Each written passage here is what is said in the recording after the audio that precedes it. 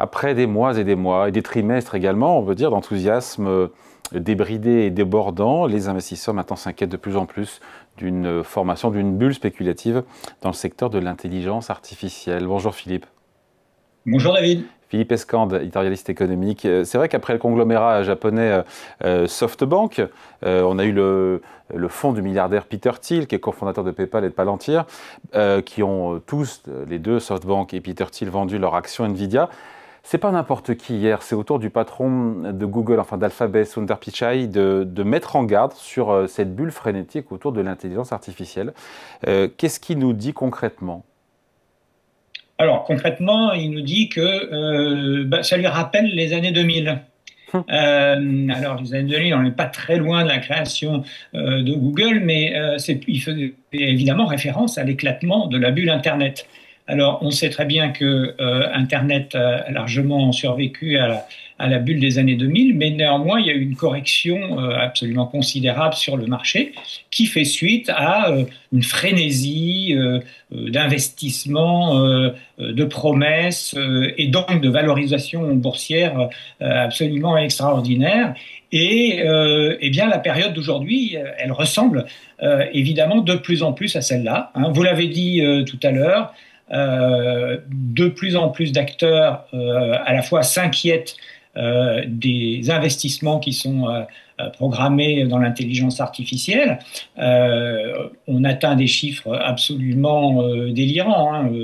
Si on prend simplement OpenAI, qui est celui qui fournit le plus de carburant dans cette inflammation, eh bien, il a prévu, engagé déjà plusieurs centaines de milliards, enfin promis en tout cas, d'investissements. Et son ambition pour 2033 en termes de capacité de calcul, eh bien, les analystes ont calculé que ça aboutirait à des investissements de l'ordre de 10 000 milliards de dollars. Donc c'est absolument, c'est presque inimaginable. Donc justement, ça alimente la peur. La peur s'installe sur les marchés un petit peu partout. Donc, vous l'avez dit, il y a des investisseurs qui commencent, et des investisseurs connus, hein, qui commencent à retirer leurs billes. Alors, pour différentes raisons, évidemment, ils ne disent pas qu'ils ont peur d'un éclatement, mais c'est quand même un signe. Il y a des fonds d'investissement aussi, des hedge funds, qui sont en train de se positionner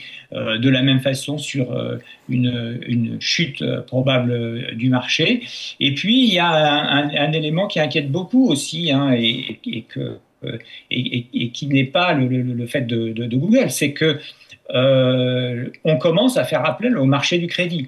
C'est-à-dire que depuis la rentrée, hein, depuis septembre, beaucoup d'acteurs, et non des moindres, comme Meta par exemple, émettent des obligations, donc font appel au crédit pour financer leurs ambitions considérables, pour créer de nouveaux centres de calcul, hein. Donc Meta, c'était de l'ordre de 30 milliards de dollars, et il y a une banque qui a calculé qu'en 2025, il y aurait 140 milliards, oui c'est Goldman Sachs, 140 milliards d'émissions d'obligations sur le seul thème de l'intelligence artificielle. Et ça fait très peur, parce que là, ça ressemble aussi beaucoup à 2000, c'est-à-dire que le financement ne se fait plus uniquement par le cash des grosses entreprises, hein, ni même par des échanges d'actions, mais aussi par de la dette. Et la dette, on sait très bien que c'est aussi un des éléments qui favorise les crises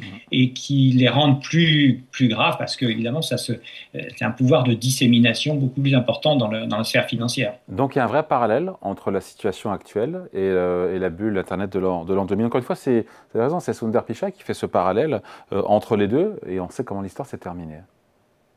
Oui, tout à fait. Il y a un parallèle. Alors évidemment, on peut répondre à ça que les entreprises qui sont en jeu aujourd'hui Sont sont des entreprises, profitables, évidemment. voilà, beaucoup plus profitables.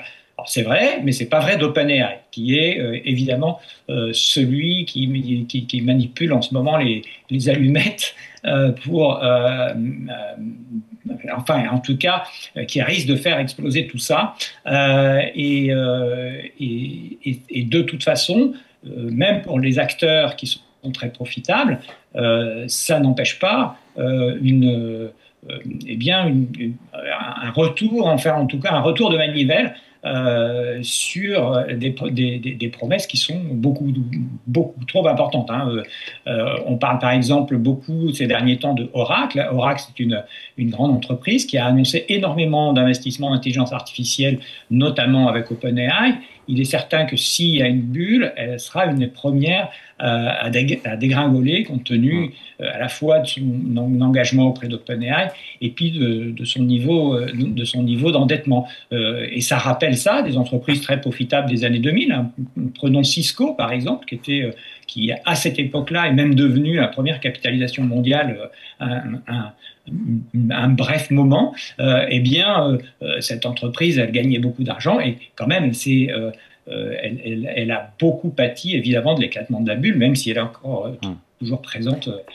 Aujourd'hui, elle s'est refait une santé. C'est ce que dit Philippe, c'est ce que dit aussi Sundar Pichai, le patron de Google, en disant que si cette bulle IA venait éclater, toutes les entreprises seraient touchées. Il dit bien, y compris Google, même s'il dit qu'eux sont mieux armés face à cette possible oui, tout à fait, parce que il raconte ça aussi pour mettre en lumière, évidemment, l'irrationalité de ses camarades et peut-être aussi leur faiblesse. Il faut dire que Google a une position très particulière, outre le fait qu'ils sont très riches, évidemment, c'est qu'ils ont choisi un modèle d'intégration verticale. Ils sont à peu près les seuls, en tout cas, à l'avoir fait depuis aussi longtemps. Intégration verticale, ça veut dire qu'ils conçoivent leurs puces, ils conçoivent leur logiciel, évidemment, et puis ils conçoivent aussi leur centre de données. Ils maîtrisent finalement toute la chaîne technologique autour de l'IA. Voilà, exactement, toute la chaîne technologique. C'est ce qu'essayent évidemment de faire maintenant beaucoup d'autres acteurs, hein, comme Apple, évidemment, Tesla même, qui essayent de concevoir leur propre puce, ce qui est d'ailleurs un élément d'inquiétude pour NVIDIA, hein, puisque NVIDIA fournit les puces pour les centres de données permettant l'entraînement des moteurs d'intelligence artificielle. Et évidemment, si ça change dans ce domaine-là, ça peut être extrêmement dommageable pour NVIDIA. C'est pour ça que les résultats qui tombent cet après-midi, hein, ce soir, de NVIDIA, résultats trimestriels, sont intéressants à suivre, parce que pas tellement pour les résultats en eux-mêmes qui sont sûrement très bons, hein, puisqu'ils font plus de 70% de marge brute, ils vont faire 55 milliards de chiffre d'affaires ou quelque chose comme ça sur le trimestre. Mais par contre, c'est un petit peu comme le président de la Fed, c'est-à-dire que ce qu'on va guetter, c'est pas les chiffres, c'est les appréciations, c'est-à-dire qu'est-ce que va dire le patron de NVIDIA sur le marché, sur sa dépendance à la Chine, sur justement comment il voit l'évolution du secteur dans les mois et années à venir. Et ça va avoir probablement un effet majeur aussi sur les marchés. Avec cette question à laquelle on n'a pas la réponse, évidemment, quand on voit toutes ces dépenses d'investissement, 400 milliards de dollars dans le monde cette année selon UBS, 500 milliards l'an prochain, c'est de savoir si tout ça sera rentabilisé d'une façon ou d'une autre. Voilà, ça c'est la question de base.